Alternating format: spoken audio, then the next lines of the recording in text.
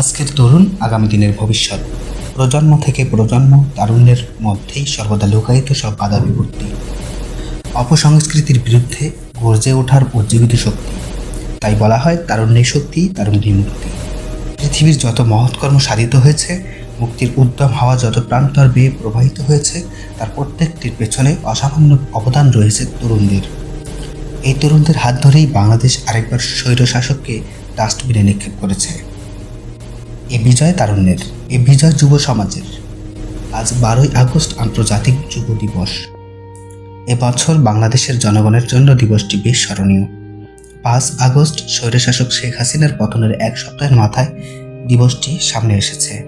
তারুণ্যের বিকাশ ও উন্নয়নে 1998 সালে পর্তুগালের রাজধানী লিসবনে অনুষ্ঠিত জাতিসংঘের world conference of minister responsible for youth 12ই আগস্টকে আন্তর্জাতিক যুব দিবস হিসাবে উদযাপনের প্রস্তাব করে।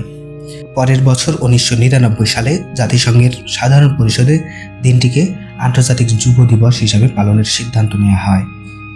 সেই থেকে বিশ্বের বিভিন্ন দেশে দিনটি পালন করা হচ্ছে। দিবসটির উদ্দেশ্য যুব সমাজকে ঘিরে সাংস্কৃতিক এবং আইনি সমস্যাগুলোর প্রতি দৃষ্টি আকর্ষণ করা।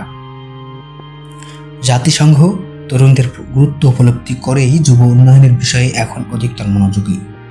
আন্তর্জাতিক যুব দিবস 2024 সালের স্লোগান হল এম্পাওয়ারিং ইউথ বিল্ডিং টুমোরো, অর্থাৎ যুবকদের ক্ষমতায়ন আগামীর ভিত্তি।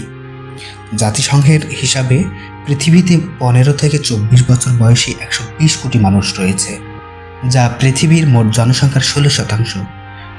বাংলাদেশের জাতীয় যুবনীতি অনুসারে 18 থেকে 35 বছর বয়সীদের যুব বলে চিহ্নিত করা হয়।